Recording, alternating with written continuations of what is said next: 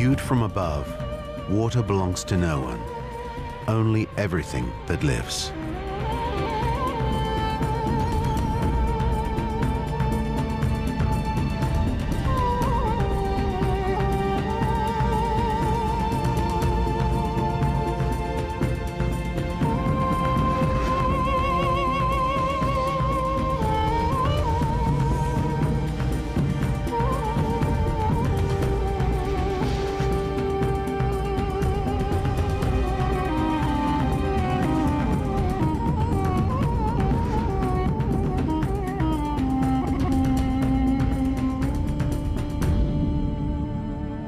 To protect water is to preserve life. However, more than 1 billion men and women on this planet don't have access to fresh water. Hello. We don't value water as long as we have some. That is why we're here in the Middle East, in a desert where water takes on its full meaning. Today, I want to warn you about the threats against fresh water throughout the world. The fresh water that we waste at home without noticing it, because it's always on tap.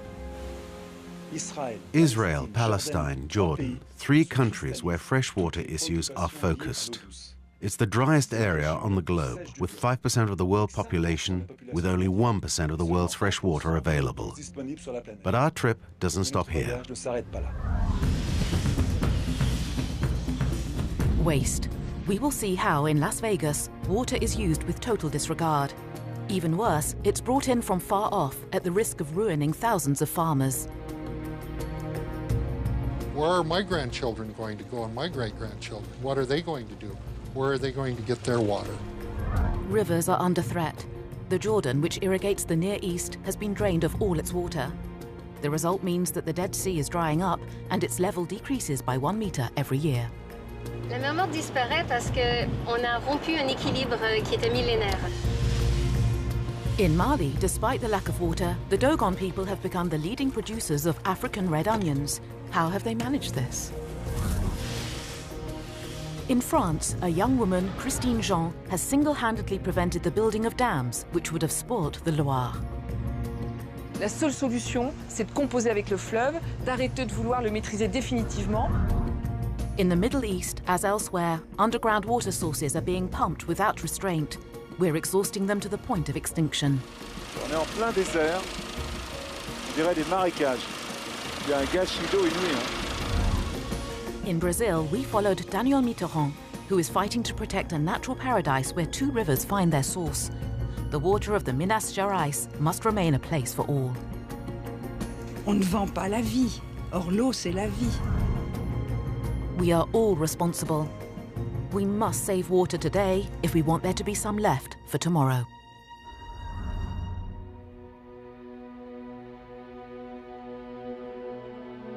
Did you know that only 0.3% of the world's fresh water is available to man? Yes, you heard, 0.3%. The rest is underground water and polar ice, which is unreachable. We are now in one of the driest and most stunning areas in the world, southeast Jordan. Oh là là là là, c'est magnifique. Regarde, regarde, c'est incroyable ce truc. Avec le soleil comme ça qui est en train de descendre. C'est ça qui est beau, voilà, voilà ce que je voulais faire. C'est ça que je voulais faire.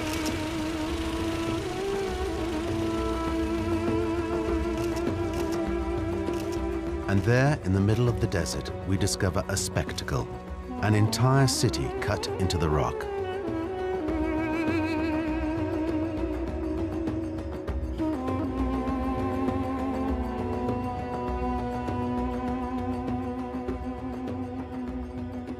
We're in Jordan, and this is Petra.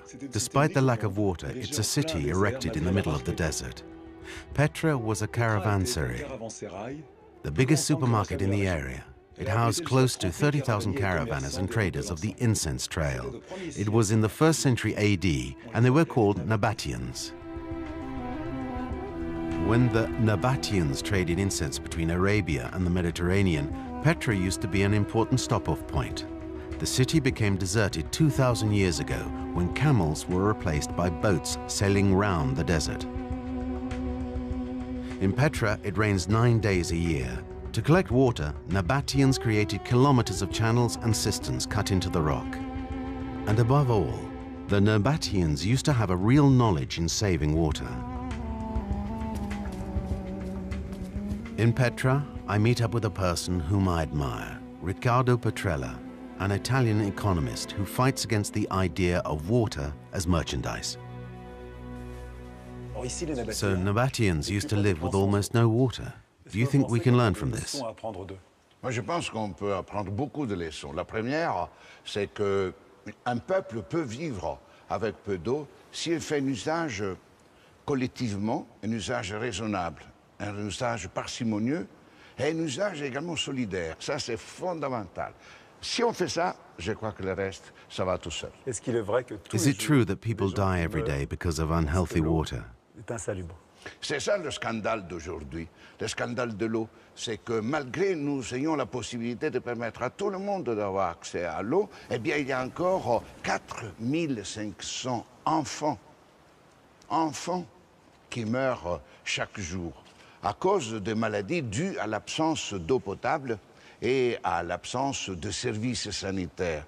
Et moi, je trouve que c'est le scandale le plus significatif de notre société actuelle. Fighting for the right to water is fighting for the right to live. That's why Riccardo campaigns on an international level to include rights to water into the Charter of Human Rights. But what gives us a hard time is the unequal distribution of water in the world. Il y a à peu près 150 à 200 millions de personnes sur la surface terrestre qui ont effectivement ce problème par un fait objectif d'absence d'eau. Mais on constate que même dans les déserts les plus profonds, le riche a toujours accès à l'eau. So it's always man's responsibility that's involved. On arrive à dire que finalement la solution au problème, c'est votre pouvoir d'achat. Aujourd'hui, l'eau est devenue une marchandise. La vie doit être gratuite. Et l'eau qui est la vie, l'eau pour la vie, pas l'eau pour la douche, l'eau pour la piscine, l'eau pour la vie doit être l'expression de la gratuité de la vie.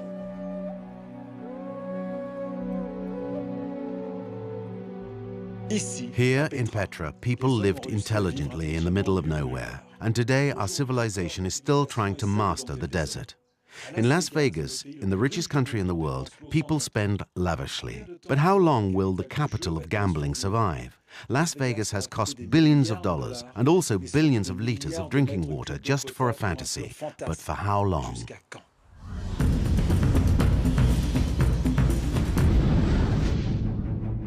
We are in the Mojave Desert in the south of Nevada, the driest state in the United States. Here, the average rainfall is 200 millimeters of water per year, 3 times less than in Paris. Ever present, the sun maintains a burning heat. Against this background, we find one of the world's most impressive cities, Las Vegas.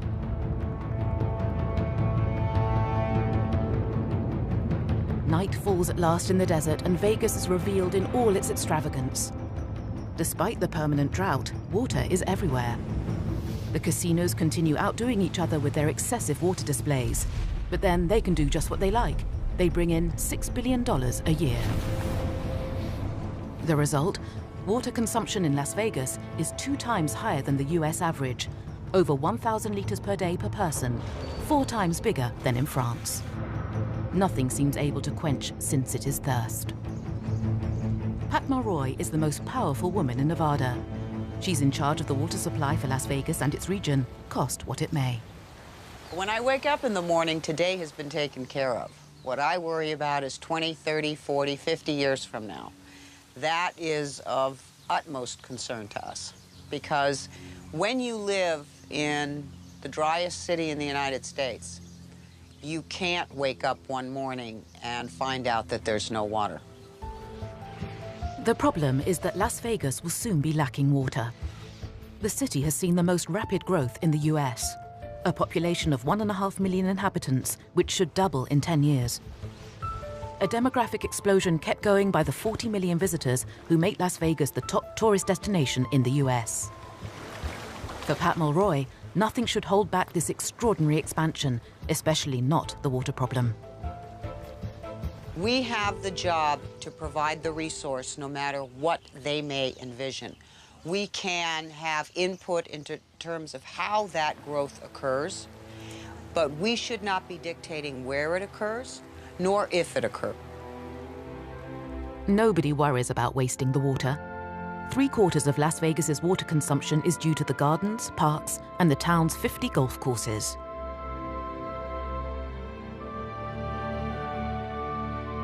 This only aggravates Las Vegas's biggest handicap, its dependency on Colorado for 88% of its water. The town's main water supply source is Lake Mead, an artificial lake, the biggest reservoir in the US. In all, 7 states in the west of America pump their water from Lake Mead, shared out according to an agreement taken several years ago, well before the prolonged drought which has hit the whole region. Today, Lake Mead has reached its limit. In 10 years, it has diminished by half. The lake is dropping because the 7 states in the agreement are all pulling out the maximum amount of water that they can. So they're pulling out more water than is actually coming down the river, which is not what happened before. Sometimes business thinks they can change it to make it work their way, and good old Mother Nature comes back around most of the time. Southern Nevada gets a certain amount of water. They're allocated a certain amount of water to use. So even though the city grows, they still can only use so much water from Lake Mead, so the city has to look for other ways of finding water. The only solution found by Las Vegas is to go and find water 500 kilometers away from the town in the east of Nevada. The authorities anticipate building a giant aqueduct to collect water from this magnificent valley. But for the leader opposing the aqueduct, Dave Tilford, the biodiversity of this region could be endangered. This water is used by wildlife to come in and get drink of water, or by livestock from the ranchers that are in the area. And it produces this meadow out here where the wildlife, the deer and the elk and the antelope can come in and get feed. And this is the water that they're interested in, is the water that comes out of this aquifer that we don't know how much is there or how long it will last. These pipelines are going to be big enough that you could get into them and walk all the way to Las Vegas, standing up. That's how huge they are. Well, the project will probably cost around $2 billion in today's dollars, which is a significant amount of money. Given the economic impact of that corridor and that tourist industry, it is worth every dime of that investment.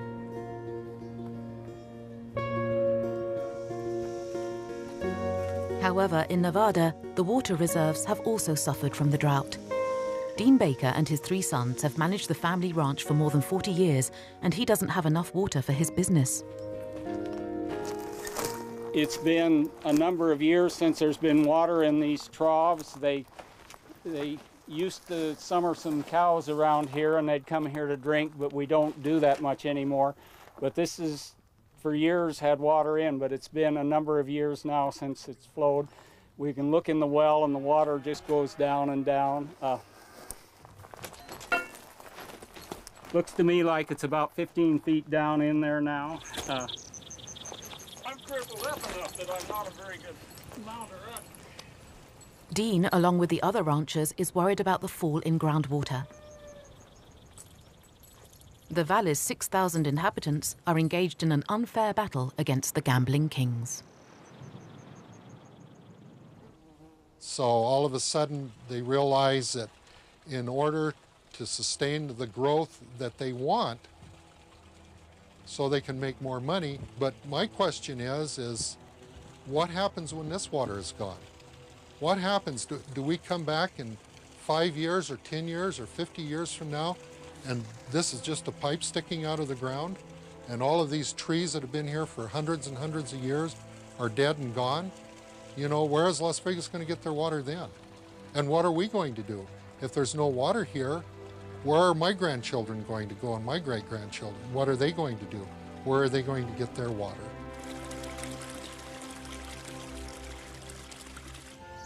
Yes, they're scared. They're worried that their ranch livelihood will be destroyed, that the world that they know will be destroyed.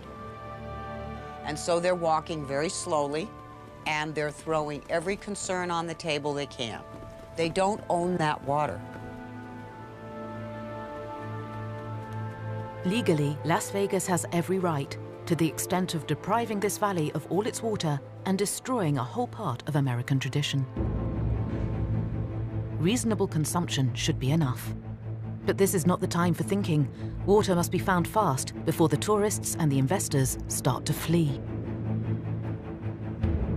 Las Vegas is a unique place. When people come to Las Vegas, they come here to experience virtual reality. People that visit Las Vegas don't want reality to ruin their weekend.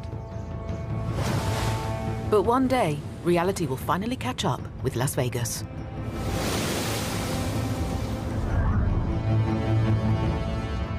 Here is the antithesis of Las Vegas, Amman, Jordan, where water's lacking.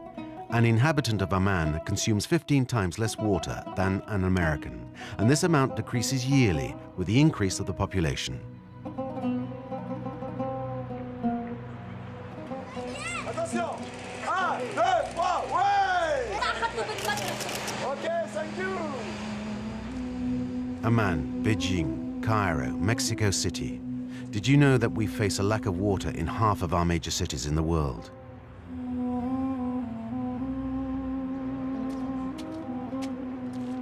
And the most disturbing thing here is that 30 to 50% of water is wasted because of pipe leaks.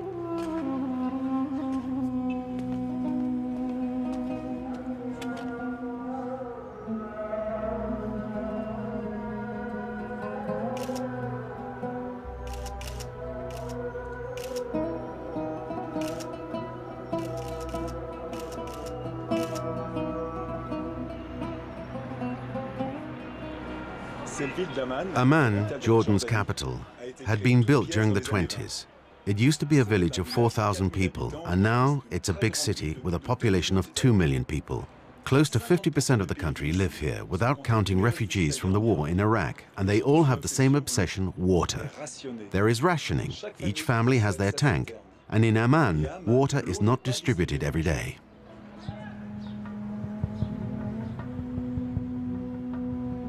In Amman, water has become an expensive product. Every day, 1,200 tank trucks cross the city to deliver water. Faucet or tap water only flows once a week in Amman.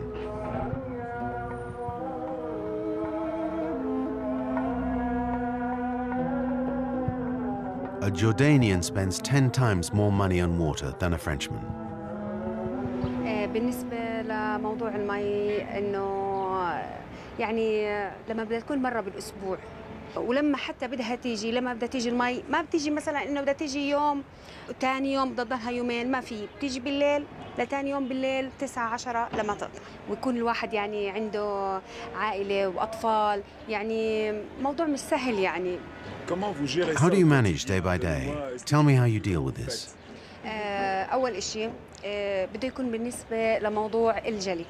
لموضوع الجلي انه بالنسبه اول إشي بده يكون فتحه الحنفيه شوي شوي الغسيل بده يكون في يوم واحد التنظيف الشطف كثير بده يكون في يوم واحد التعزير بده يكون طبعا في يوم واحد لانه الصيف بده يصير الوضع كثير بده يختلف الاطفال هدول بده الواحد دوام يروح من الدوام بده ياخذ حمام وضع الصيف بالذات اكثر من هيك بده تنظيف اكثر يعني بده يكب الواحد مي اكثر.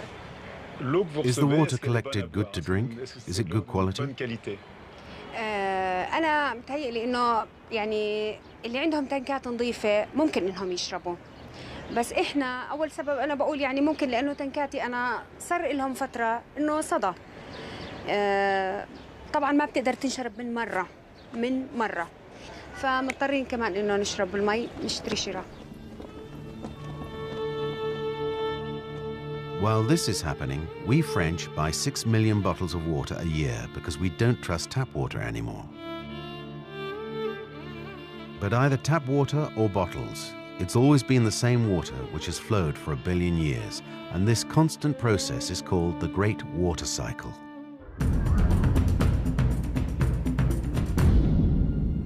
For fresh water, life starts in the oceans where 97% of the world's water is concentrated. Heated by the sun's rays, a fine film of water evaporates, leaving the salt in the sea. It then starts its long journey through the air in the form of steam, which condenses into clouds. When these tiny droplets which make up the clouds become big enough, they transform into rain or snow.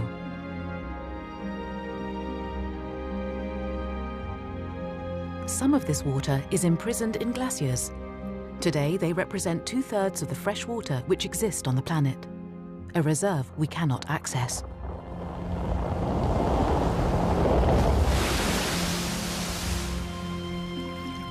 The liquid water marks out its path towards the oceans. Over millions of years, its erosive strength has allowed it to form many contours, clearing a passage through the hardest of rock.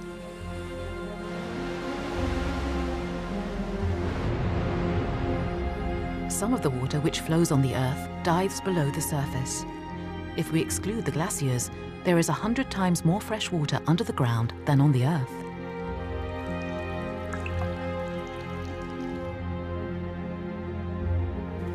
The Great Water Cycle, which seems to run so smoothly, unfortunately has a weak point.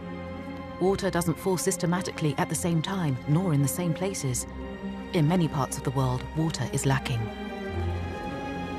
In some parts, the climatic cycle alternates between seasons of heavy rain and dry seasons where it doesn't rain at all.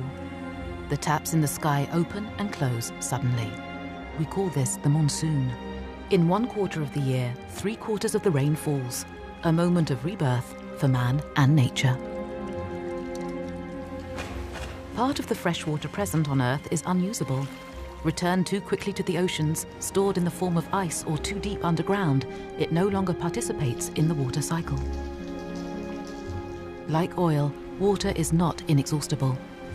So it's up to us to find the right solutions to stop water running through our fingers.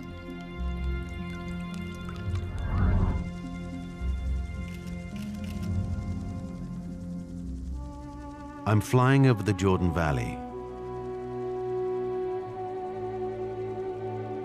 It's always the same story.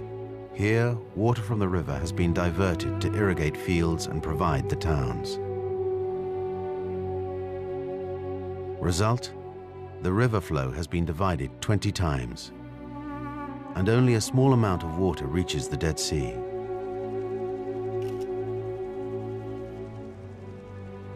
Here we are, the world's most salty sea, but its level decreases 1 meter a year.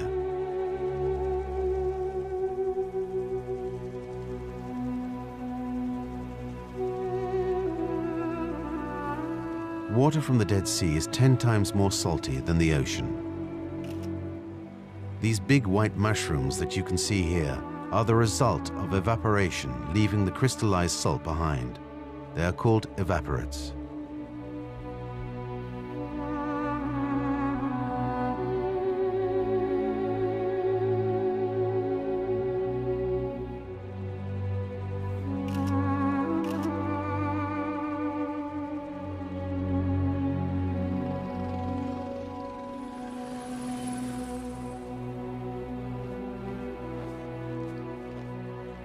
We're on the Israeli side of the Dead Sea. It's the lowest place on Earth, 412 meters below sea level. For 50 years, this sea has lost 30% of its surface area, and according to the experts, will disappear by the year 2050.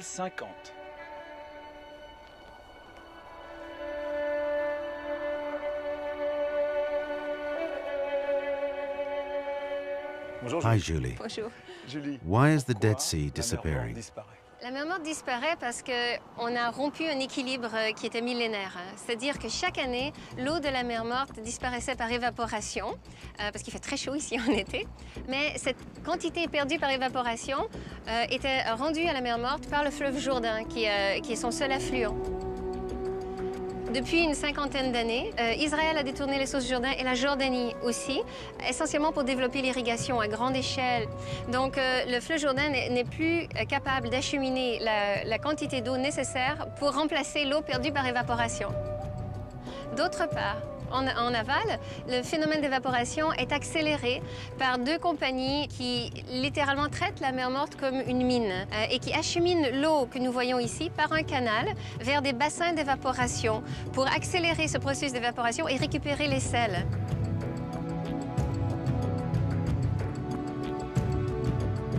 Salt collected from the sea contains a big amount of potassium, bromine, and magnesium. These raw materials are in much demand in the chemical industry and massively exploited by Israel and Jordan.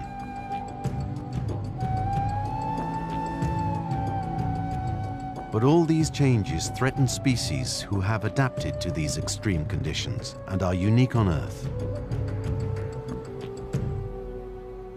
Is it important to save the Dead Sea, and what for? Si vous considérez que c'est un écosystème unique au monde, parce qu'elle a beau être morte, on a un écosystème qui en dépend. Si vous considérez que la disparition de la mer Morte entraîne des affaissements de terrain assez catastrophiques sur ces rives, on voit beaucoup de bonnes raisons d'essayer de sauver la mer Morte. Par contre, sauver la mer Morte n'a pas d'intérêt si on la considère simplement comme une ressource minière. Du moment qu'on a terminé d'exploiter la mine, on ferme la mine et on va exploiter autre chose. Look how funny it looks. There's so much salt in the Dead Sea that you can float without having to learn to swim.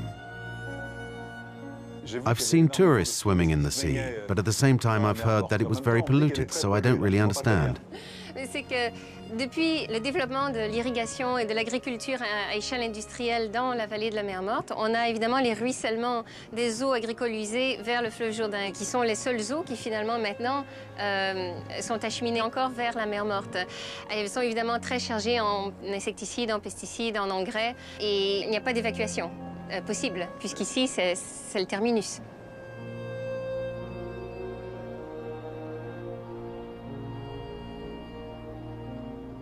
Alors il y a un grand projet. So there's a project about building a canal which would go from here to the Red Sea to bring the water right here. What do you think about that? Qu'est-ce que vous pensez de ce projet? Alors c'est un projet en même temps. It's quite a good idea in that Palestinians, Israelis and Jordanians would be working together. Les Palestiniens, les Jordaniens vont travailler ensemble.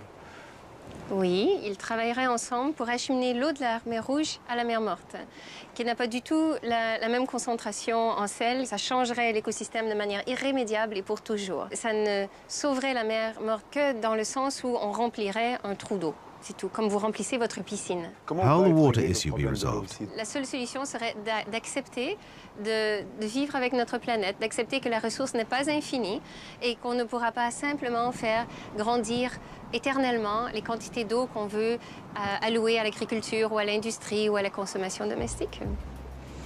Accepter les limites de notre planète. Julie is completely right. Today, vast lakes are almost dried out. I can remember when I took pictures of Lake Chad. Look what happened.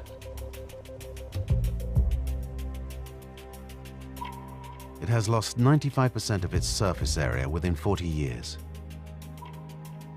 Who's guilty? Dryness, dams, and irrigation. Where we could see a small sea is now a small lake surrounded by swamps.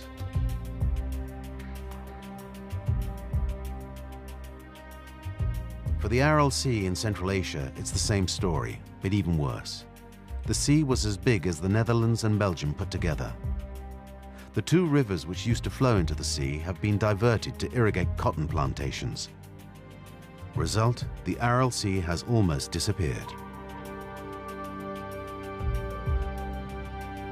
I took some surreal photos of these fishing boats abandoned in the desert. Added to this, the dust carried in the wind has contaminated lands for hundreds of kilometers around. Today, this disaster affects millions of people. Sustainable development is without doubt the solution in preserving our ecological heritage for tomorrow. There is a woman in France. She is well known as militant concerning rivers. Here is the incredible story of Christine Jean, activist for the River Loire and who contributed in saving our most beautiful river.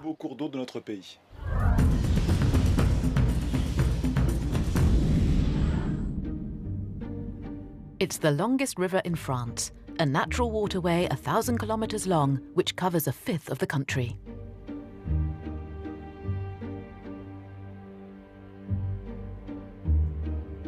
The worldwide renown of the Loire Valley is due mainly to its chateaux. Chemonceau, Chambord, Chaumont are all architectural jewels of the Renaissance.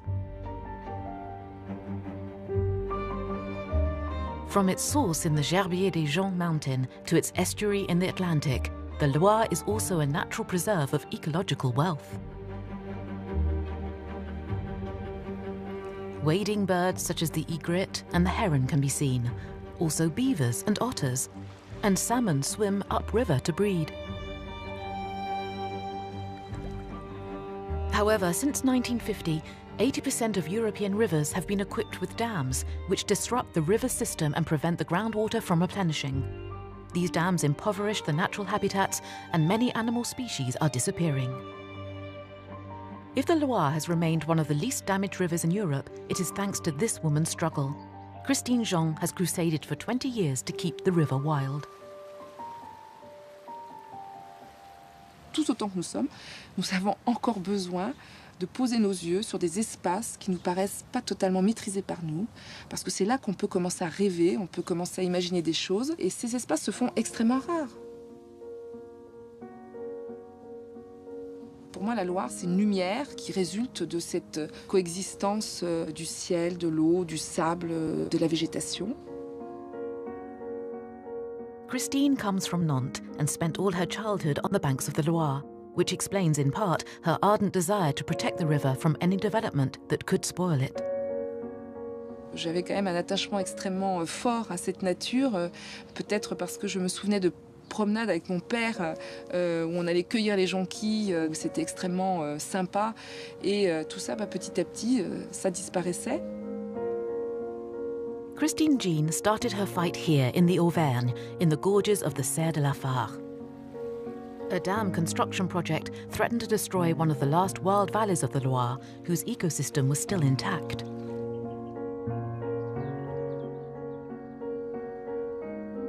"17 years later, Christine Jean is proud of the battle she led against the construction which should have taken place here. Thanks to her, this wild river has not yet been completely tamed. L'eau serait montée à 80 mètres au-dessus, là, du niveau actuel, à peu près. Ou alors à moins que ce soit à la hauteur du mur, mais enfin c'est dans ces environs-là, donc on aurait eu besoin d'un gros tuba.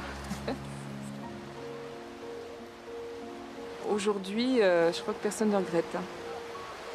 Sans rire, c'est à chaque fois émouvant de revenir là et de se dire c'est un peu grâce à tout le monde. C'est-à-dire qu'on ne serait pas bougé. Aujourd'hui, il n'y aurait plus ça. From 1989, ecologists occupied the dam's future building site for 5 years. The demonstrations increased. Christine Jean was in charge of coordinating the anti-dam movement. This attractive, committed woman from Brittany attracted the media's interest. At barely 30 years old, she became the standard bearer of the Loire's cause. Quelques amoureux de la nature décident de dire non. Union sacrée contre les barrages, on s'unit tous les protecteurs de la nature du bassin de la Loire pour faire échec à ce projet. Donc il est évident que c'était la bataille de David contre Goliath, du pot de terre contre le pot de fer. La Loire dans son lit, l'eau c'est la vie. La Loire dans son lit, l'eau c'est la vie. Those defending the dam construction projects have accused the ecologists of fighting a rearguard battle. It's not about refusing all development, but hindering the flow of water in the riverbed means disrupting the balance of the whole valley, from the source to the estuary. La seule solution, c'est de composer avec le fleuve, d'arrêter de vouloir le maîtriser définitivement, mais de composer avec la nature. In 1994, 5 years after the start of the action, the French government backed down and the Serre de la Fare dam project was cancelled and others followed. Moi, j'étais en vacances en famille en Écosse. Et là, je téléphone pour savoir ce qu'il en est de la décision du gouvernement et j'apprends qu'il y a abandon du barrage de Serre de la Fare. Donc ça, c'était vraiment un souvenir très très fort, mais il y en a plein. Understandable when you know that the dams endanger the riverbeds, holding back alluvial deposits full of heavy metals. This resounding victory even resulted in the destruction of work already in operation.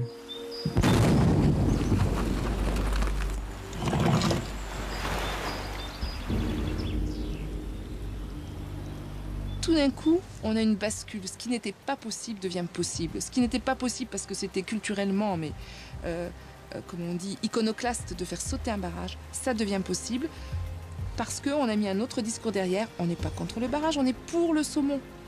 On est pour la préservation des poissons migrateurs et qui peut être contre la préservation des poissons migrateurs. This is how Christine Jean won the support of the fishermen eager to save the great wild salmon. Today they are starting to come back to the Loire. This man is pursuing the same goal, Martin Arnoux, Christine Jean's disciple. His battle is to bring the great Atlantic salmon back to the Loire's main tributary, the Allier River. This also means dismantling a dam, the Poutès Dam. Tout le monde sait que le barrage de Poutès est au cœur des meilleures frayères, que c'est le seul grand barrage sur l'Allier. Tout le monde commence à intégrer la valeur du poisson, la valeur de cette rivière.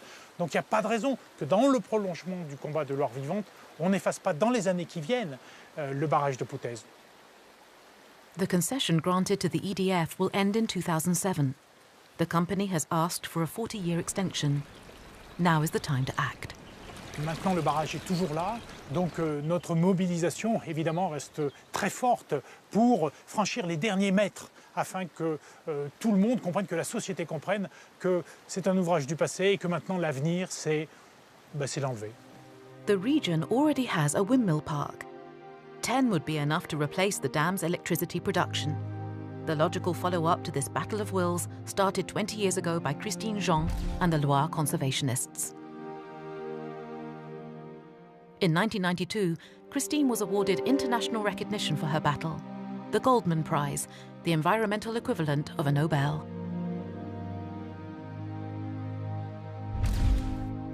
But Christine has forgotten the glamour already and gone back to the fight.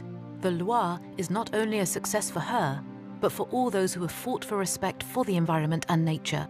At the time, they weren't so many. C'est vrai que c'est parfois un peu drôle de voir comment, aussi peu nombreux, nous avons pu être perçus comme étant extrêmement puissants. Et là, ça interpelle quand même. Mais en même temps, c'est bien, parce que je crois que nous étions puissants. Nous étions certainement puissants parce que nous allions dans le sens de l'histoire. Il y a eu ma passion pour la nature, et il y a eu cet objet Loire qui était quand même un objet magnifique. Et puis, il y a eu aussi ce combat pour la nature et ce combat pour la démocratie. Parce que tout d'un coup, on apprend que, ma foi, la démocratie, ça s'use quand on s'en sert pas. All the same, Christine won't let her guard down. Today, she's hoping to influence decisions concerning the Saint-Nazaire port development in the Loire estuary. This extension threatens the marshes and mudflats, essential feeding grounds for fish and birds. They must not be destroyed or polluted. The aim is to limit port expansion without reproducing past mistakes, so that the Loire may remain a free and living river.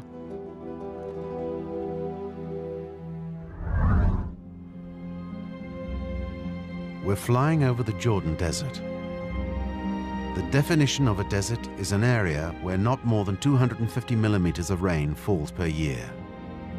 As the weather is really hot, the rainwater evaporates. 41% of the earth is desert or semi-desert.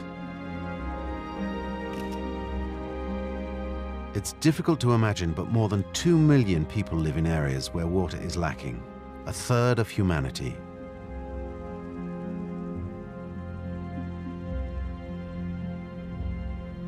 Here I am in one of the most beautiful deserts of the world. We are in Wadi Rum, South Jordan, which means high mountain. Here, 400 million years ago, there used to be a sea, and all these mountains here have been shaped by sand erosion.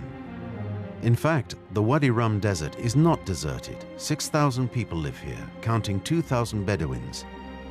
Bedouins are nomads with livestock. They continually move to find pastures for their herds.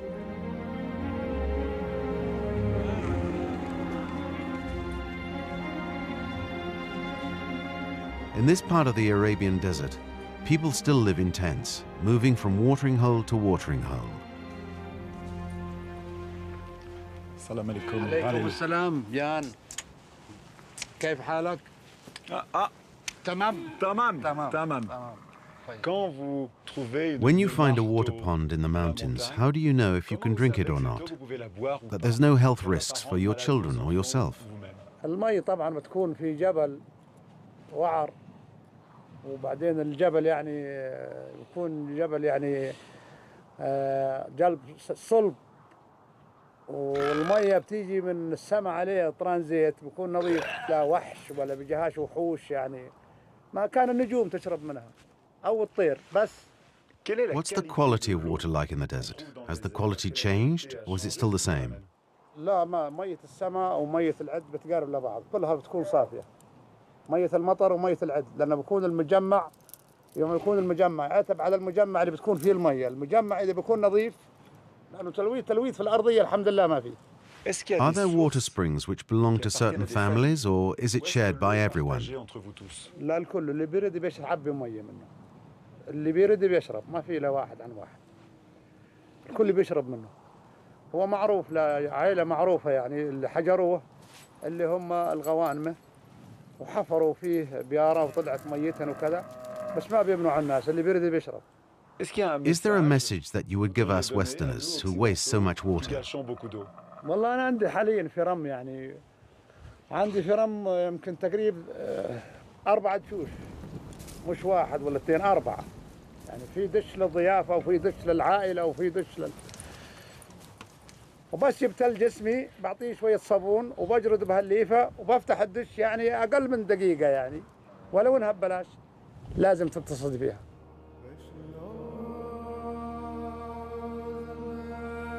In the desert, the environment imposes a certain lifestyle. You have to stick together to save and share water. It's a rule for Bedouins to give hospitality. They greet you in their tent, you are offered a cup of tea, and you share the meal.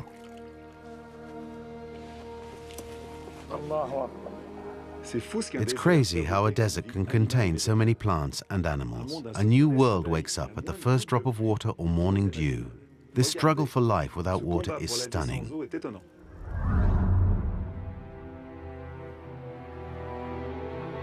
Life without water seems impossible.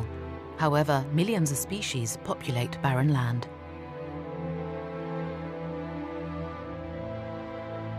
These barren lands, each quite different, all have the same name, the desert.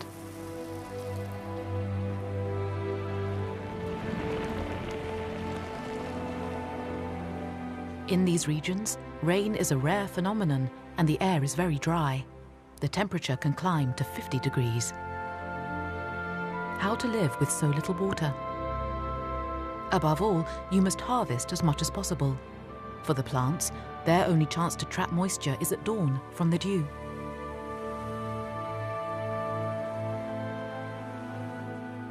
A godsend, which most living beings make the most of.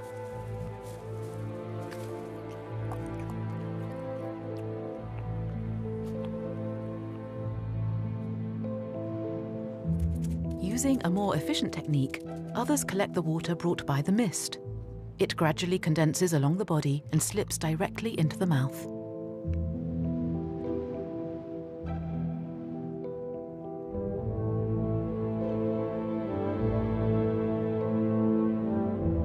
For the rest of the day, when the sun is at its zenith, the aim is not to find water, but to lose the minimum. Color plays a huge role. Lighter shades reflect the sun's rays and lower the skin's temperature. Trees use the same strategy, but they have another advantage in case of extreme drought. By sacrificing a branch, they reduce their need for water and ensure survival. Most plants have limited the number and size of their leaves to save the precious liquid. Moreover, they have developed a phenomenal capacity for storage. These cacti can hold hundreds of liters of water in reserve. Accumulating moisture whilst limiting waste to a minimum is vital.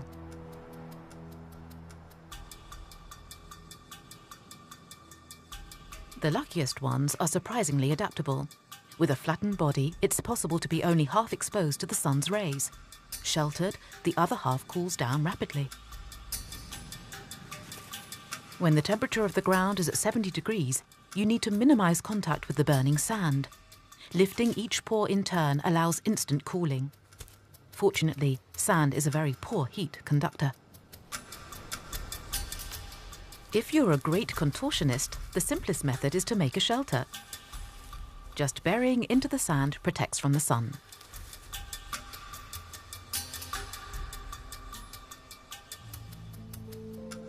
And life can start again when the sun disappears. Some plants take advantage of the respite to open up their flowers at nightfall. After a day spent sheltering, life comes back to the surface.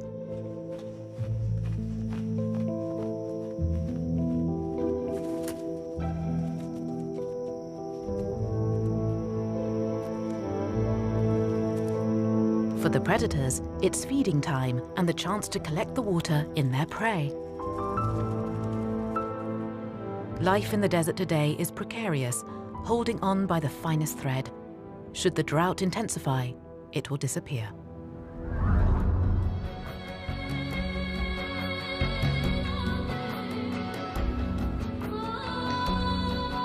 The desert is not always immutable. Here in the Negev, in southern Israel, the forest is growing.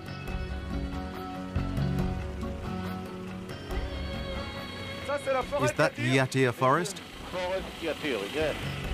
Olive trees, cypresses, pines, pistachios. This forest in the middle of the Negev is the dream of one man, David Ben-Gurion, one of the founders of Israel. Here, 4 million trees stop the desert. Villages are born, and man is cultivating the place. This forest is entirely man-made. The first tree had been planted in 1963. Today, the Yatir forest covers 3,000 hectares. It's the biggest one in the country, and it's just over 40 years old.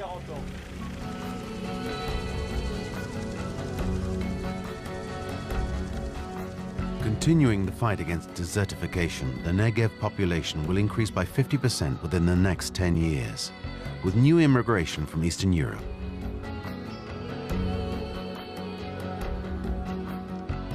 But elsewhere in the world, due to the dryness and bad exploitation of the soil, close to 600 million hectares, around 11 times the size of France, are becoming deserts. In Israel, agronomists have actually created and improved desert agriculture.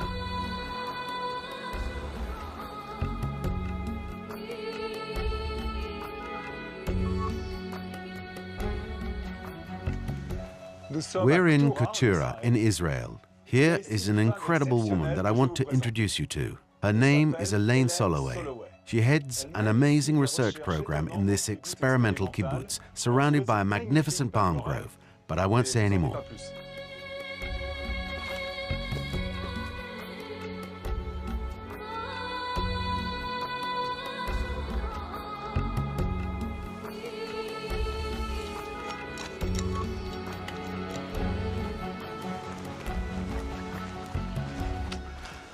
Hi, Elaine. Hello. What kind of tree are you planting? I'm planting a tree called Balanitis aegypticus. This is a tree that is indigenous to this desert and uses very little water. It uses about 10 cubic meters of water per tree per year. Why is planting trees so important? Actually, the only way to revive an area which is suffering desertification is to plant trees, to allow the other plants and the other animals and the insects and birds to return. The trees underpin the ecosystem. They're the most important element. Trees are a cure for many of our environmental problems. They're not only the lungs of the world, they're the world's air conditioners. They cool the ground, they allow the rain to return, because cold air rising means that the clouds don't blow over, that they begin to drop the rain. Trees also stabilize ground that's eroding away. They stop sandstorms. Trees can be planted in protective belts around cities and villages and farms. They store carbon They can help counteract the effects of global warming just by doing that. If 1/3 of the planet's surface would be forest, a good proportion, I would think that a lot of our problems would be lessened and perhaps even disappear. Can we say that all deserts can be replanted? I think we can return it perhaps to what it was. Whether or not we can tackle the Sahara and turn it into a forest that's beyond our power, and perhaps it shouldn't be done, because deserts belong on the world too, the way other ecosystems do. Elaine Soloway has brought many plants from all around the world to test their resistance to dryness and salt. Here, water pumped from the ground is brackish, in other words, salty. Of the 800 million people who are victims of starvation in the world, most of them live in the dry belt. It's by improving desert agriculture that Elaine Soloway contributes in the fight against starvation. This is the yellow pitaya. It's from a cactus, one that uses very little water. And it's an excellent fruit and very good for people. It's delicious. The water equation is very good on this, and it's a favorite among people who try it. It's full of water. It's unbelievable. If we find better ways to use less water and use less energy to fit better into natural areas, then I think it will be better for our children and our grandchildren. And that's one of the reasons why I'm determined here in this little country with such a small amount of arable land and such small water resources. I believe I can design a better sort of perennial agriculture that won't do damage and that will give us everything that we need to live well.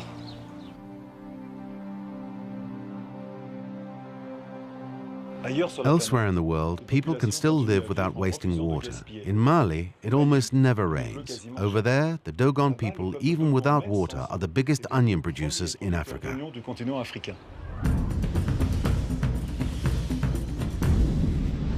A baking sun exerts its unyielding power 800 kilometers from Bamako in the heart of Mali, on the frontier of the scorching Sahel.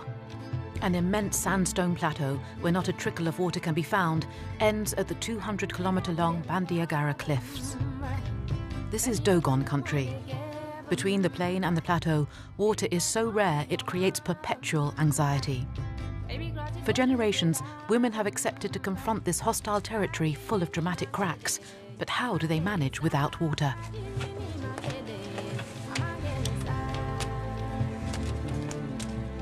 Perched on a cliff, the village of Duru has 350 inhabitants. Drought, wind, sand, and barely any rain make the Dogon people heroic farmers.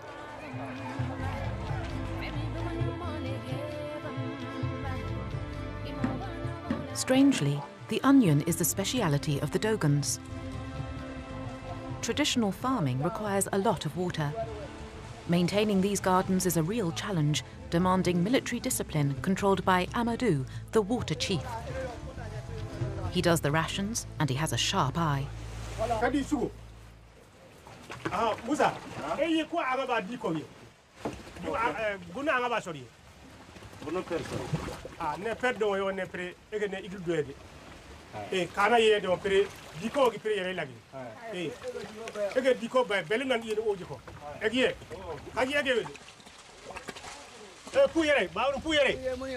$50 gourds per family per day. These are the water warden's orders, which must be obeyed. A dying pond, all that is left from the last rains to water the gardens. You can see the worry on Amadou's face.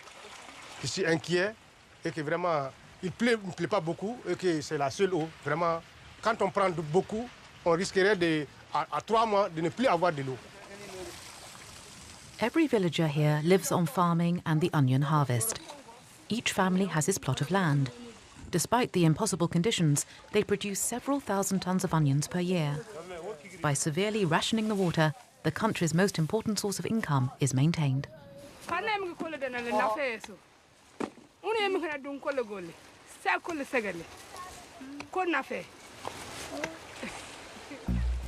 Despite the village elders' petitions, there are not many clouds over Dogon country.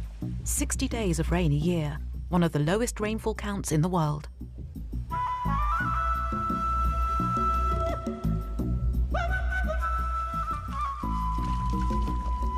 Knowing how to manage the water, avoiding waste, is all part of survival. Every square metre is conceived to retain maximum moisture. Coming out of this arid earth, the onions demand months of effort and deprivation. Although the gardens appear fresh, it's impossible to forget the burning hell which surrounds the land farmed by the Dogons.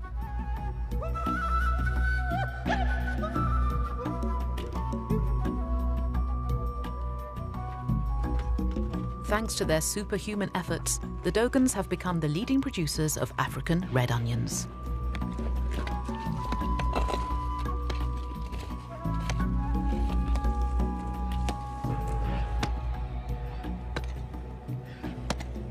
Out of the rocks fallen from the cliff, the women extract banko, earth mixed with straw and manure to help cultivation.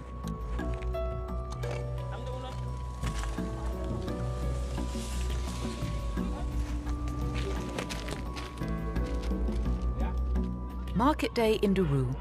Caddy comes once a week to sell the onions she's grown with her husband. The women are in charge of bargaining. Chattering and haggling, they animate the market. Buying, selling, swapping.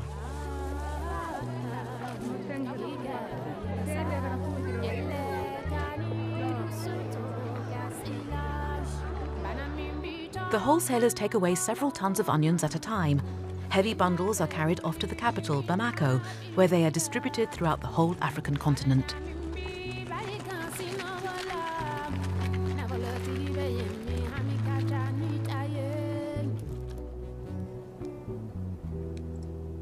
Amadou is not the only Dogon's much-feared water warden.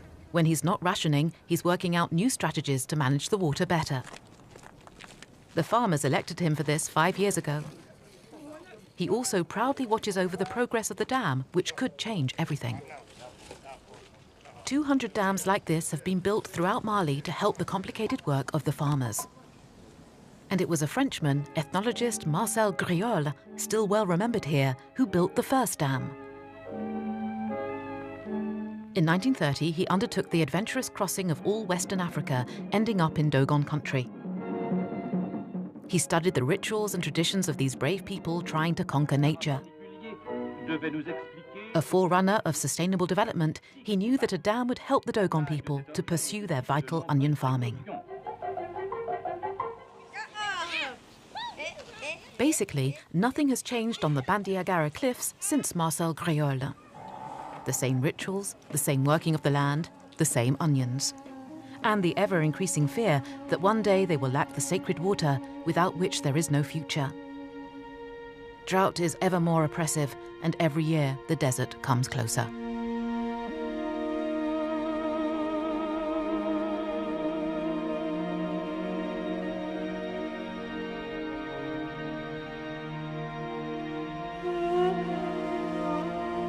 Discovering a new source makes you a new man, powerful and envied.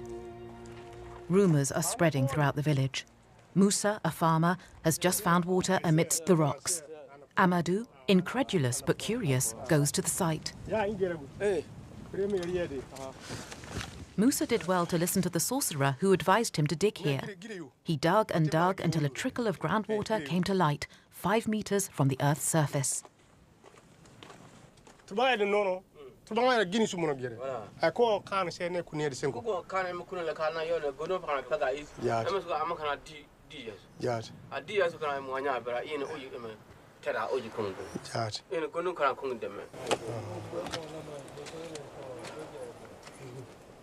hal kepal kuni kana wa kepal nungo yi nyang wonu ne nana bon ya kepal gidi nungo on oji nungo yeti moma obere fu ma yugo nangni sew yi o tenyo emi we yugo nangni sew ye nya yodam fu jawai sew e liwa yiko e gurowe ama kon na men taka. Musa's courage has paid off. The wells belong to him. He will be able to water his plants and still provide for his family. He's counting his luck, because although he's tried many times, it's still rare water comes to reward the farmer's efforts.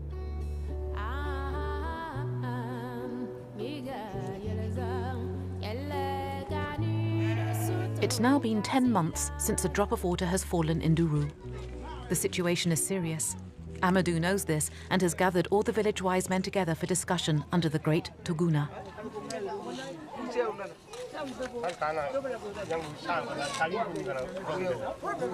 They talk endlessly, sitting under a roof 1.20 meters high. Impossible to argue without banging your head on the ceiling. ama so sen kun gongo ama dog emen kun isam awa yiri garambe bono jiko so yon yiri nya yon doede ko wana kanje ko so yon yidi awa diwon ko yegi e nyankunas mbunga na yako mbunga na yako na mbunga bono diwi so sene min man mai ko kugu ne me dima se yi min barara yali ya wu jole ko agire na jole ase sane me ka ga tajira doede in kunai di fu mami. For Amadou, as for all the Dogons, only the spirits, those intangible, unpredictable, but basically benevolent beings, can bring water. Throughout the village, there are signs of reverence to Nomu, the god of water and master of life.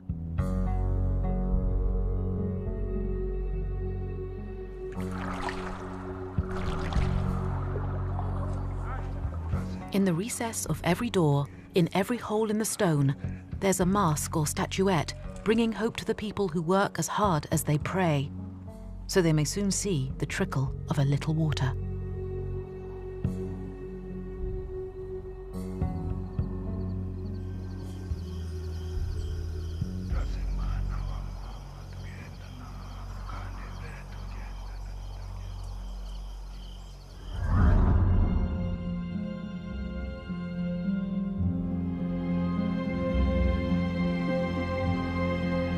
There is always one figure which stuns when we talk about water. 70% of fresh water used throughout the globe is used for irrigation of agricultural land. But sometimes we waste this water. See for yourself. In the middle of the desert of the Wadi Rum in Jordan, irrigation canals which occupy the width of the valley over hundreds of hectares. What's this all about? All this irrigation, incredible. All made in the desert. It's crazy. En plein désert, une construction pareille. It looks like a French-style garden with those borders and alleys. Tu vois la maison là? You see that house over there?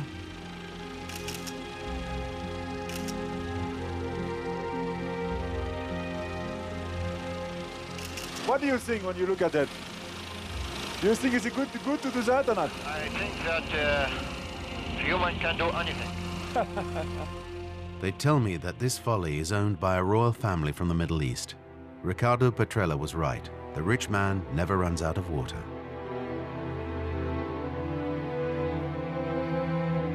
I cannot stop thinking about the fact that French people also act like rich people, billionaires. Only with them, it's with food. A French person uses 4,000 liters of water a day. For a basic steak, taking into consideration the water used to irrigate the corn eaten by the beast, it will have taken 2,000 liters of water before it reaches my plate. Another example, my cotton t-shirt. From the cotton fields to the factory costs 7,000 liters of water.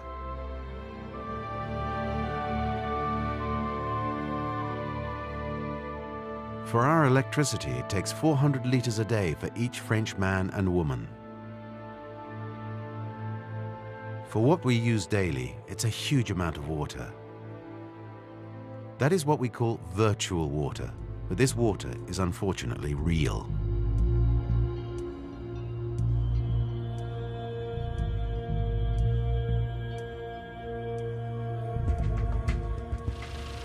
It's crazy how much water there is around. Look, we're in the middle of the desert, and it looks like marshland, an unbelievable waste of water. It's important to remember, we're in the middle of the desert. There are no rivers nor lakes, so where's the water coming from to cultivate these huge areas? The water which irrigates all this cultivation is under my feet. It is a nappe phreatic layer. Unfortunately, this layer doesn't have enough time to regenerate because it's fossil water. Man is wasting within 10 years what took millions of years to create. But do the Jordanians have much choice? They're lacking water and already import 97% of their cereals. The nappe phreatic layers being wasted here, elsewhere, are being polluted. And it's especially true in Gaza, Palestine, where the conflict with Israel diminishes the quality of fresh water. Gaza, a small strip of narrow land in the southwest of Israel. With more than 3,200 inhabitants per square kilometre, it has one of the densest populations in the world. Pumped from polluted groundwater, 90% of the tap water is unsuitable for consumption. A catastrophe which is responsible for hundreds of deaths each year. Dr. Younis Moguer delivers the results of the analysis. The disease could be direct from the surface water, is a cholera, is a typhoid, which is as a result of the nitrate increment in the groundwater. Taking into account the increase in population, Gaza can no longer manage to treat its wastewater. This is what we found 2 kilometers from the town centre. This is where the sewage from the town's northern neighborhoods is dumped. Only 1/3 of the wastewater discharged into the water purification plant is treated. We can see here is the suspended solid, which is originally part of the pollution inside the wastewater. After treatment, it's going to that very big lake, and that water in that lake infiltrate naturally to the groundwater and increase the pollution, the chemicals such as the nitrate in the groundwater. This pollution has a direct effect on health. Yusuf, Maja and their 2 children live in the very poor neighborhood of the Canyoons. مش محتاج يعني المية هذه يعني الله يعني والله يمدوها للبهايم اللي هي البهايم ما بتشربها. يعني صابرين ما فيش فيدنا حاجة نسوي عليهم. ليش بدنا نعمل لنا حاجة عشان قصة المية؟ ريحنا راسنا على قصة ايش الفلتر وكنا على التحلية. ندب قلان ونيجي، أما قصة المية والله مستحيل يعني بنستخدمها صرنا الحين لمدة بس غسيل. نغسل ايدينا نغسل أواعينا هذا بس قصة المية. A few weeks ago, little Marwan had a kidney operation. His crying and sleepless nights alerted his parents. But Marwan is still not completely healed. Today, he has an appointment for new kidney x-rays. Dr. Albata will have to operate a second time. But he have now pain in left kidney. وهنا في الجهة هنا كمان في حصوة تحت هنا. حصوتين كبار طبعا في داخل الكلية. نعم. هذول طبعا بينزلوش إلا إيش حصاوي صلبة هذه. These kidney stones are due to dehydration and the level of salt in Gaza's water supply. A whole generation of young Palestinians are threatened. In addition, the overexploited groundwater is being invaded by seawater, and the tap water comes directly from there. Too high in salt, it causes major kidney failure.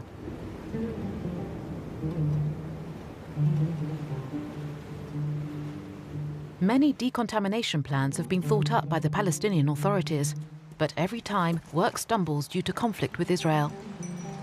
The solution requires the building of new infrastructures. This project is funded by USAID, and the project consists of a national carrier, and the carrier transmit the water from the desalination plant, which will be constructed inside Gaza Strip, not outside from Gaza Strip. The desalination plant the Palestinians dream of does exist, but in Israel, in Ashkelon, a few kilometers north of the Gaza Strip. It is capable of supplying hundreds of millions of cubic meters of water per year. 1 Israeli out of 7 consumes water from this plant. Even if this technology is greedy in energy, every year it consumes 75 million liters of oil. It remains the only foreseeable solution for Gaza.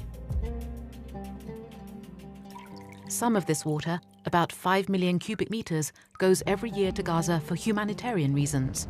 It is totally insufficient because the real needs are 10 times higher. Even with the resumption of international aid, more than €1 billion are needed to resolve the drinking water problem in this small part of the world. On Earth, 1 person out of 5 doesn't have access to healthy water.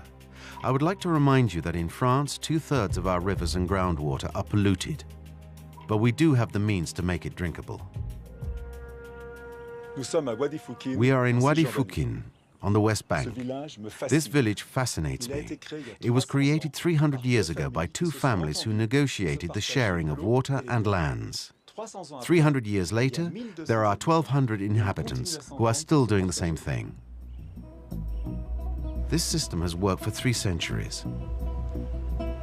Today, this Palestinian village is threatened by an Israeli development which surrounds it. The buildings and tar roads prevents water infiltration and the replenishment of the spring. But there's worse. These newcomers eject their used water into the cultivated valley. Look around you, you can see over there the massive development of new building. This new building is part of expansion of a Jewish settlement in the West Bank named Beitar Elit.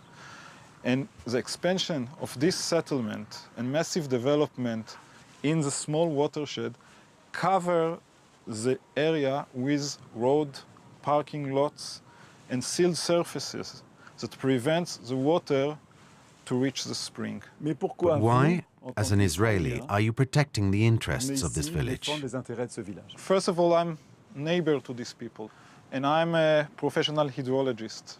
So therefore, I felt that I have the option to make a change and help these people in their struggle.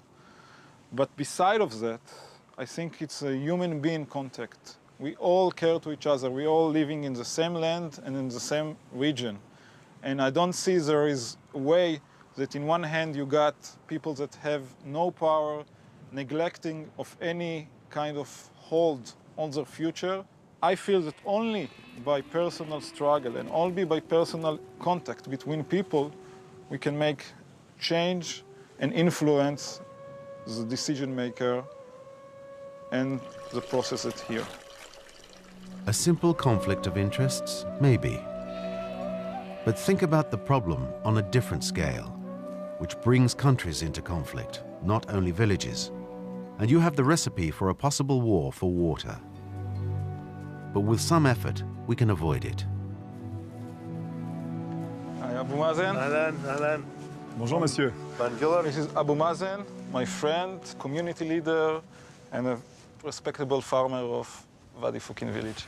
Is there still the same amount of water, or is the water decreasing? Is there less, or the same as it was before?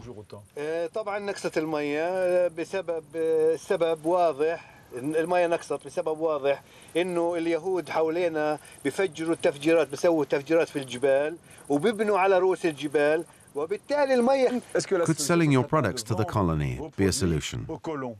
احنا بنزرع الكسى، بنزرع خيار، بندوره، باذنجان، فلفل، كرع، في خيار مثلا، يقطين، العنب بنزرعه كمان، شجرة العنب، نزرع كل الخضرة هذه بالإضافة كمان لأشجار بنزرع، احنا كمان نزرع أشجار. هلا بالنسبة للبيع مع المستوطنين احنا ما بنبيع مع المستوطنين ولا بنتعامل ولا بأي شكل من الأشكال معهم. What do you think about Leo's work around here? ممتاز. يعني قدم كل ومير لخا تدربا أتابع كل حفريم شلخا في تدربا.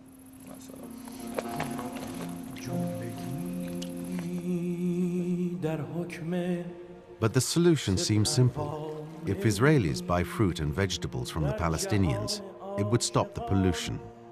As always, we don't share enough.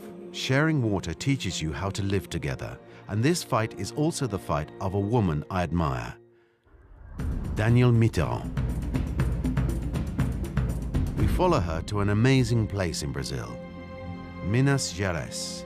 It's a natural paradise, the source of 2 rivers, and she wants to protect it from covetous eyes. Here, water spurts up from the ground, and along its way, this water nourishes the most populated regions of Brazil. More than 60 million inhabitants depend upon it. For the Brazilians, these water sources are a treasure to be protected. They call them Brazil's water tower. For 20 years, Danielle Mitterrand, as the head of her foundation, has been defending the rights of oppressed people, a commitment which today she considers to be useless if man has no access to water. At 82 years old, she's putting a lot of effort into this new fight. Je suis plus très jeune, je continue à agir. Et quelquefois c'est difficile, c'est dur pour moi, physiquement.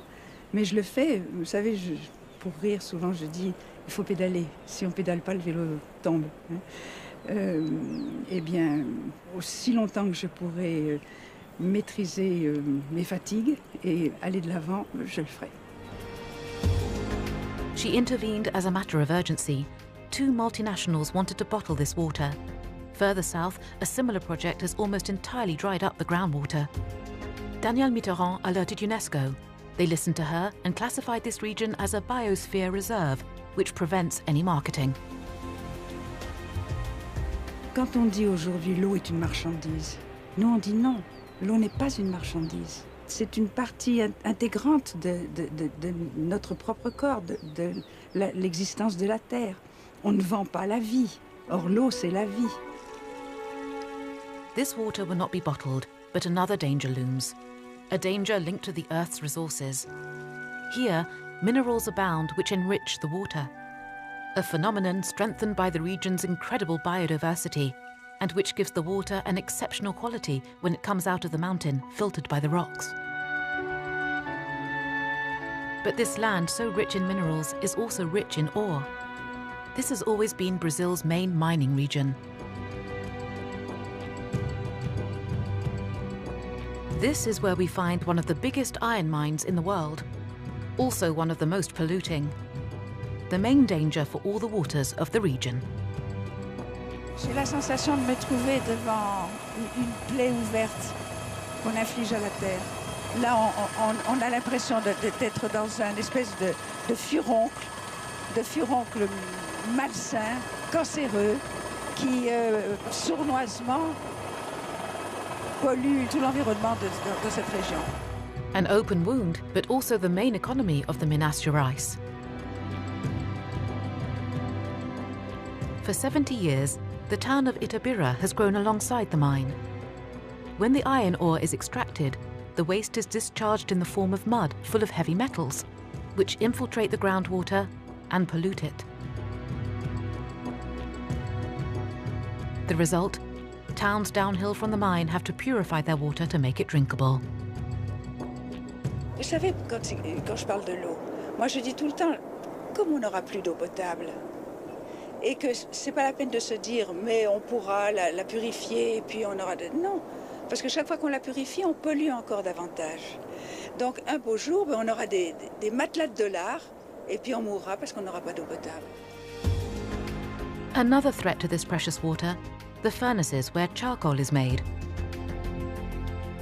The charcoal is used as fuel to transform the iron extract into steel. To fuel the furnaces, a tree has been imported from another continent, a tree which grows very quickly, the eucalyptus. 150,000 hectares of native forest were chopped down so they could be planted. Tudo isso que nós estamos vendo aqui são as árvores de eucalipto.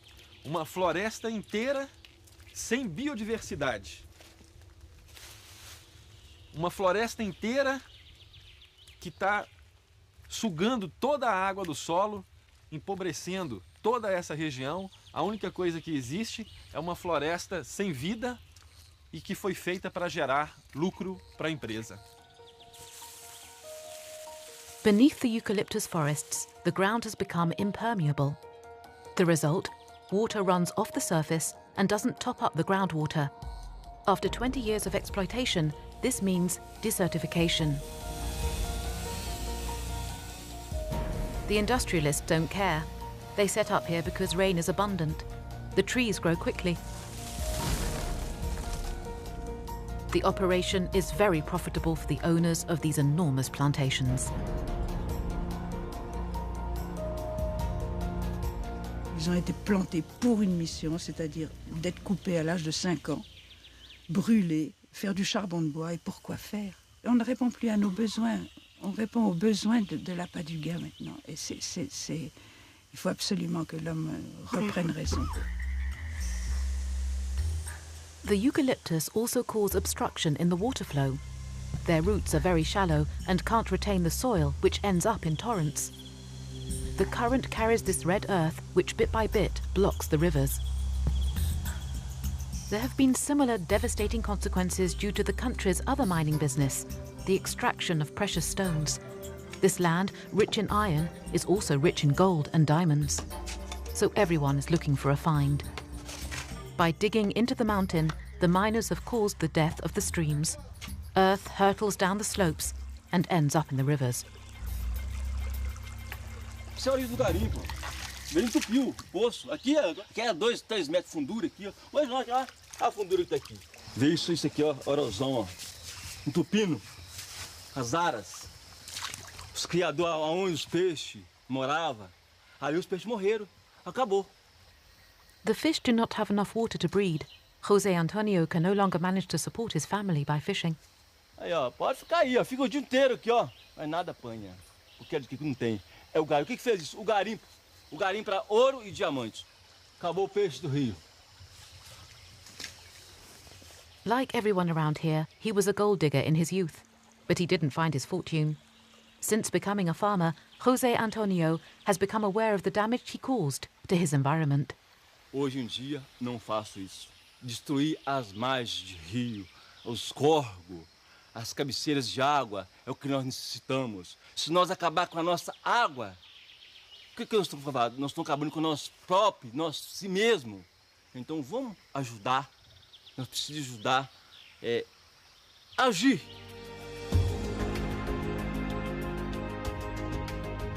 The classification as a biosphere reserve obtained by Daniel Mitterrand was a first step in the protection of Brazil's water tower, but it hasn't stopped the most polluting mining businesses. So to safeguard these most precious waters, such as this waterfall and the springs which feed into it, more restrictive zones of protections are needed by creating national parks. But a park means rules which need to be accepted by the inhabitants of the Minas Gerais. Zé and his wife have always lived here on a few plantations and a bit of breeding. In order to protect the vegetation and the water, the creation of a park forbids bringing cows to graze on the mountain. A decision they have accepted because their life depends on the springs. Que corre aqui dentro lá, onde é que eu mato lá, só se for do céu para ter uma água mais boa que ela. Toda hora que você passar lá, qualquer tempo ela está fitadinha aqui. Uma beleza, olha a água boa. Se acabar a água... Acabou tudo. Tem mais lindo que tem a água que Deus deu a gente, não é? Ela é pra tudo. A real treasure. Daniel Mitterrand would like the right to water to be part of the Constitution, a battle her husband, the former French president, would have supported. Vous savez, François, il me dirait, comme il me dit, t'as causé juste. Chaque fois qu'il y avait un différend entre la politique officielle et mes initiatives, jamais il ne m'a freiné ou interdit quoi que ce soit. Il m'a dit, si t'as causé juste, défends-la. Évidemment, ça ne nous aide pas beaucoup, mais t'as causé juste. Et je crois que celle-là, elle est juste. Through her intervention, Daniel Mitterrand has given more weight to the local ecologists to mobilize the reserve's population.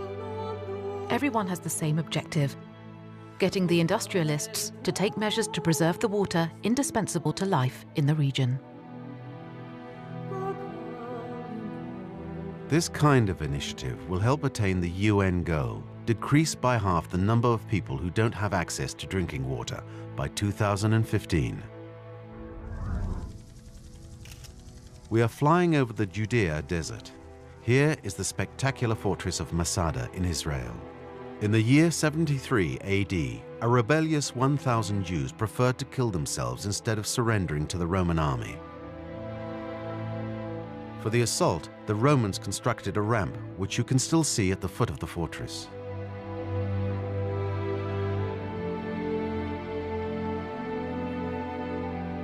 Built into the cliff, here is the Christian monastery of Mar Saba, founded in the 5th century.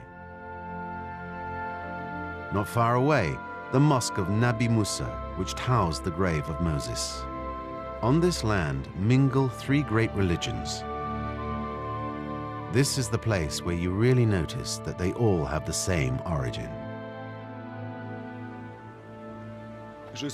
I'm standing at Old Gesher, a border between Israel and Jordan. Gideon Bromberg is Israeli. He belongs to a group, a gathering of Israelis, Palestinians and Jordanians under the association Friends of the Earth. Their idea, encouraging 3 countries to work together for sustainable development and that way building a stronger future for peace. ידידי כדור הארץ זה ארגון יוצא דופן, זה ארגון ישראלי, ירדני, פלסטיני משותף שמתעסק בנושא המים החוצה גבולות. אנחנו מנסים לקדם חינוך בנושא מים, אנחנו מנסים להשפיע על מקבלי החלטות בנושא מים, אנחנו מנסים להציל חלק מהמשאבים הכי חשובים באזור שלנו, שיש להם משמעות לא רק לאזור, אבל לעולם כולו, נהר הירדן, ים המלח. With all the troubles there are in these countries, and it is a land in conflict, do the children discuss it with their parents? Do the children tell you what their parents think? הילדים שמשתתפים בפעילות השונה, הם מתחילים להכיר את השכן שלהם בעצם בצורה הטבעית ביותר, דרך המים המשותף ביניהם. הם בונים דברים יחד, הם לומדים יחד, הם יושנים יחד. Have you noticed any change? Do Palestinians, Jordanians and Israelis understand that they have to work together? Can you sense something? קיים הרבה שיתוף פעולה סביב מים. לכל אורך האינתיפאדה, כאשר בכל נושא אחר נפסק השיתוף פעולה, בנושא המים המשיכו, הממשלות, לכל אורך האינתיפאדה המשיכו לדבר, בגלל שהם יודעים, הם מבינים שאנחנו תלויים אחד בשני כאשר אנחנו מדברים על מים. In respecting water, you find peace. זאת הדרך בהחלט לעשות שלום בין העמים וגם לכבד את הטבע המשותף בין כולנו.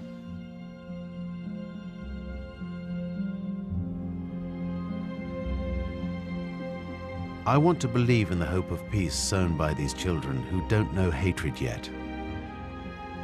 And this is what I'm thinking about when I land in Jerusalem. This city should be an example of coexistence in the world, but what's happening here is the total opposite. If I've chosen this area for this documentary, it's because the tensions are so enormous. And I hope that the lack of water will bring them together. It won't be the first time that man unites on common ground.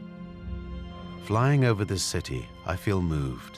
Even if this wall is a wall of shame for some and a wall of safety for others, it is still devastating for a 3,000-year-old town. What is amazing from above, and which is a form of continuation of the wall, is the Wailing Wall, which is sacred to the Jews from around the world, and not 2 steps away from the Esplanade, the mosques, which are important to all Muslims, and right in front of the Church of St. Sepulchre, the meeting place for Christians. Seen from above, everything gets mixed up. And it's obvious to me, whether Christian, Jew or Muslim, or nothing at all, there is one thing common to us all: water. But water will probably force human beings here in the Middle East to make peace, assuring their survival. It's the only hope I believe in, here in Jerusalem, for water and for all of us. Good evening. Bonsoir.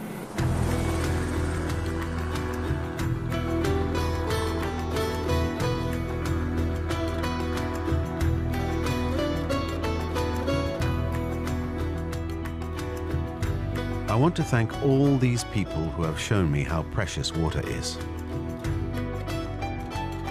I would like to thank Riccardo Petrella, a militant for the universal right to water. Thanks to Dave Tilford, who is fighting against the Las Vegas pipeline. I'd like to thank Amadou Sagara. Thanks to him, the sharing of water amongst the Dogons has remained stable. Thanks to Khalil Metek, water is a gift that we cannot waste.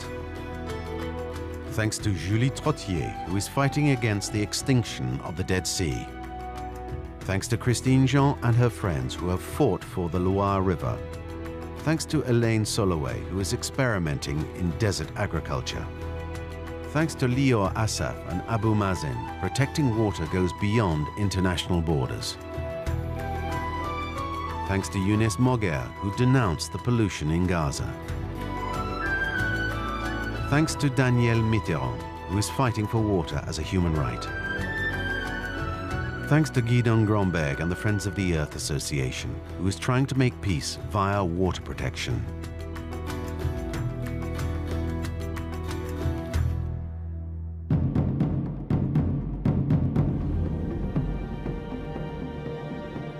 As before, this documentary is carbon balanced. What does it mean? To make this documentary, between helicopter trips and flights, we've wasted approximately 121 tons of greenhouse gases in the atmosphere, which adds to the global warming factor. It roughly represents what 15 French people produce every year. We've decided to balance this pollution by participating in the Carbon Action Project in association with ADEME. It sends direct aid to a French NGO, Chenducour, who's working in the Santa Marta's, Sierra Nevada, Colombia. In these mountains live the Koji Indians.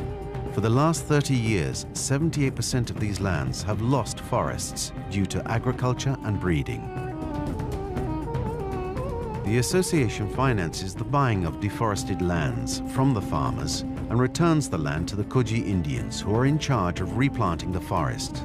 These new forests will contribute in regenerating the soil and recreate the flora and fauna.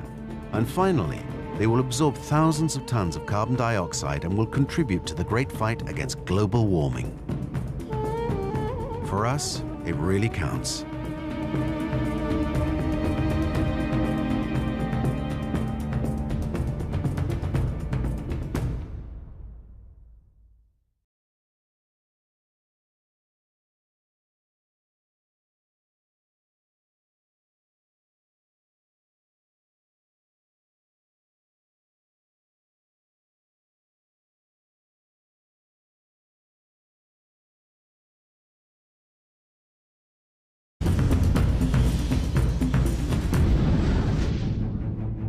We are in the Mojave Desert in the south of Nevada, the driest state in the United States. Here, the average rainfall is 200 millimeters of water per year, 3 times less than in Paris. Ever present, the sun maintains a burning heat. Against this background, we find one of the world's most impressive cities, Las Vegas.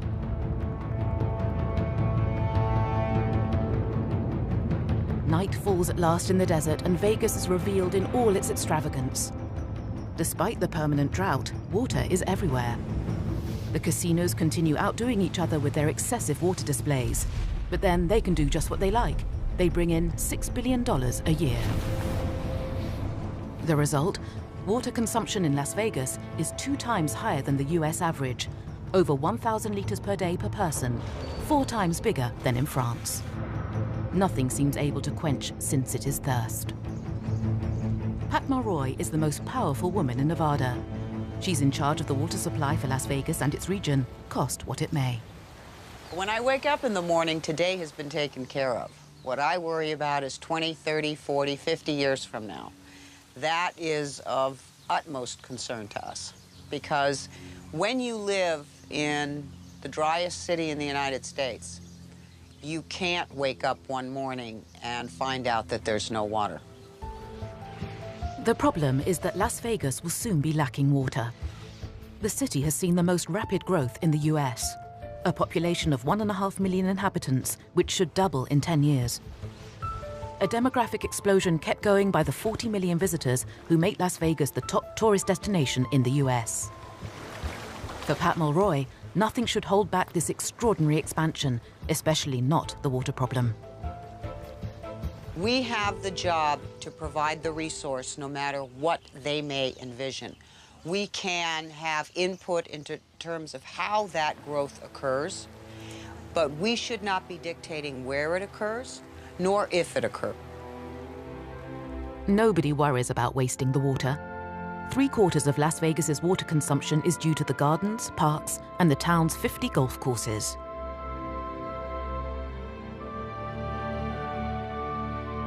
This only aggravates Las Vegas's biggest handicap, its dependency on Colorado for 88% of its water. The town's main water supply source is Lake Mead, an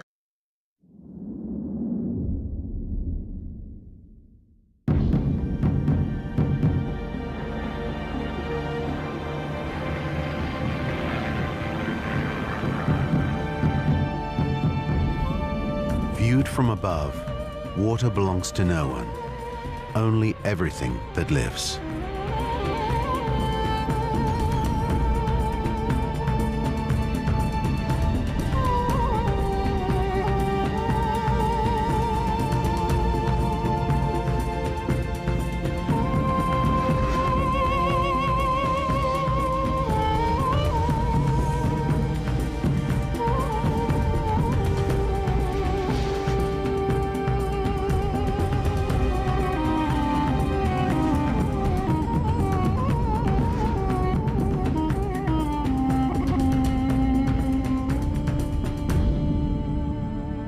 To protect water is to preserve life.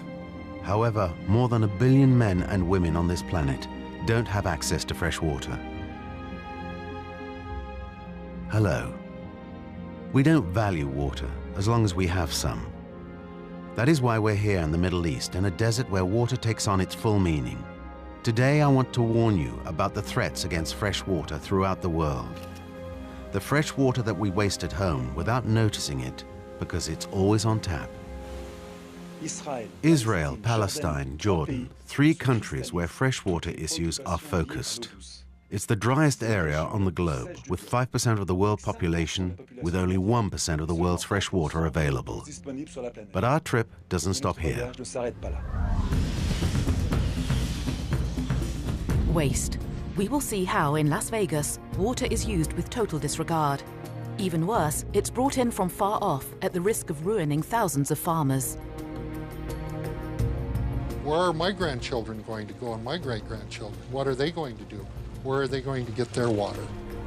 Rivers are under threat. The Jordan, which irrigates the Near East, has been drained of all its water. The result means that the Dead Sea is drying up and its level decreases by 1 meter every year. La mer Morte disparaît parce qu'on a rompu un équilibre qui était millénaire. In Mali, despite the lack of water, the Dogon people have become the leading producers of African red onions. How have they managed this? In France, a young woman, Christine Jean, has single-handedly prevented the building of dams which would have spoilt the Loire. La seule solution, c'est de composer. Petrella, an Italian economist who fights against the idea of water as merchandise. So Nabataeans used to live with almost no water. Do you think we can learn from this? Moi, je pense qu'on peut apprendre beaucoup de leçons. La première, c'est qu'un peuple peut vivre avec peu d'eau s'il fait un usage collectivement, un usage raisonnable, un usage parcimonieux et un usage également solidaire. Ça, c'est fondamental. Si on fait ça, je crois que le reste, ça va tout seul. Is it true that people die every day because of unhealthy water? C'est ça le scandale d'aujourd'hui. Le scandale de l'eau, c'est que malgré nous ayons la possibilité de permettre à tout le monde d'avoir accès à l'eau, eh bien il y a encore 4500 enfants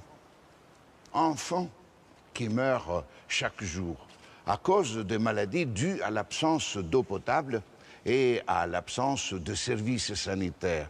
Et moi, je trouve que c'est le scandale le plus significatif de notre société actuelle. Fighting for the right to water is fighting for the right to live. That's why Ricardo campaigns on an international level to include rights to water into the Charter of Human Rights. But what gives us a hard time is the unequal distribution of water in the world. Il y a à peu près 150 à 200 millions de personnes sur la surface terrestre qui ont effectivement ce problème par un fait objectif d'absence d'eau. Mais on constate que même dans les déserts, les plus profonds, le riche a toujours accès à l'eau. So it's always man's responsibility that's involved. On arrive à dire que finalement la solution au problème, c'est votre pouvoir d'achat. Aujourd'hui, l'eau est devenue une marchandise. Et la vie doit être gratuite. Et l'eau qui est la vie, l'eau pour la vie, pas l'eau pour la douche, l'eau pour la piscine, l'eau pour la vie doit être l'expression de la gratuité de la vie.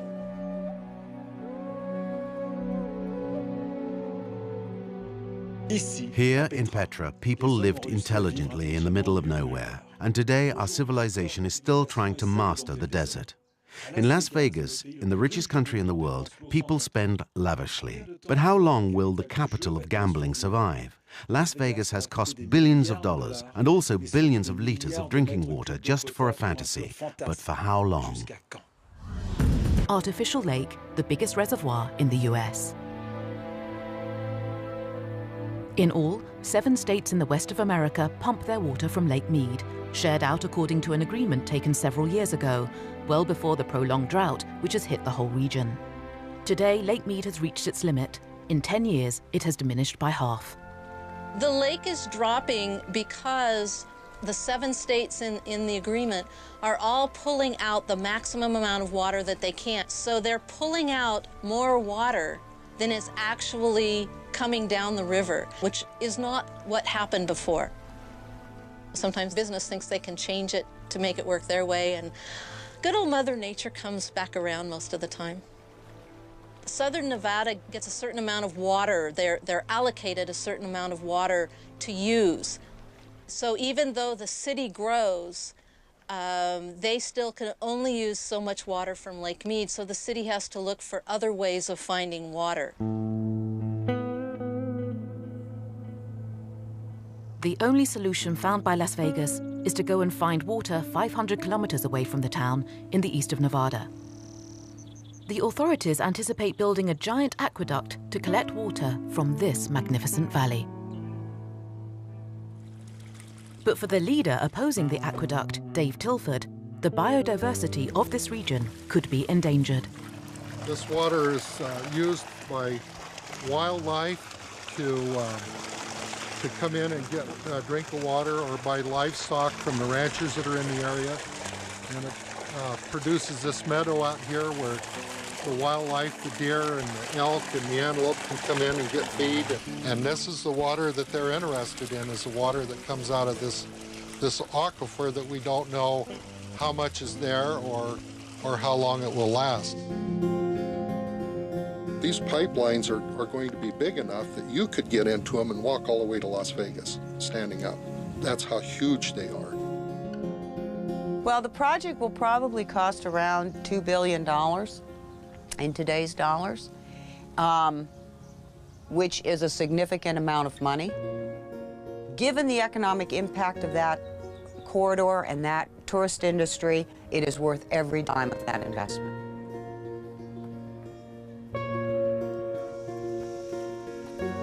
However, in Nevada, the water reserves have also suffered from the drought. Dean Baker and his 3 sons have managed the family ranch for more than 40 years, and he doesn't have enough water for his business. Avec le fleuve, d'arrêter de vouloir le maîtriser définitivement. In the Middle East, as elsewhere, underground water sources are being pumped without restraint. We're exhausting them to the point of extinction. On est en plein désert, on dirait des marécages. Il y a un gâchis d'eau inouï. In Brazil, we followed Daniel Mitterrand, who is fighting to protect a natural paradise where 2 rivers find their source. The water of the Minas Gerais must remain a place for all. On ne vend pas la vie. Or, l'eau, c'est la vie. We are all responsible. We must save water today if we want there to be some left for tomorrow.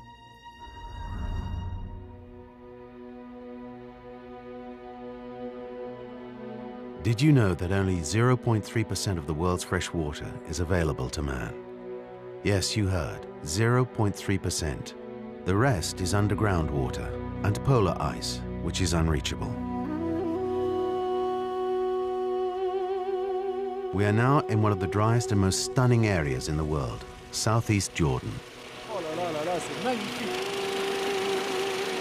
Regarde, C'est incroyable ce truc, avec le soleil comme ça qui est en train de descendre. C'est ça qui est beau, voilà, voilà ce que j'ai voulu faire. C'est ça que je voulais faire.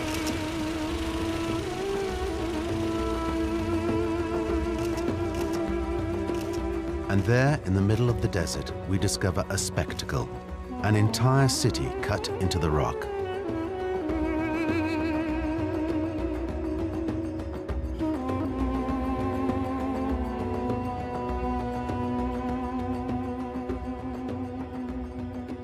We're in Jordan, and this is Petra. Despite the lack of water, it's a city erected in the middle of the desert. Petra was a caravanserai, the biggest supermarket in the area. It housed close to 30,000 caravanners and traders of the incense trail. It was in the 1st century AD, and they were called Nabateans. When the Nabateans traded incense between Arabia and the Mediterranean, Petra used to be an important stop-off point. The city became deserted 2,000 years ago when camels were replaced by boats sailing round the desert. In Petra, it rains 9 days a year. To collect water, Nabateans created kilometers of channels and cisterns cut into the rock. And above all, the Nabateans used to have a real knowledge in saving water. In Petra, I meet up with a person whom I admire, Ricardo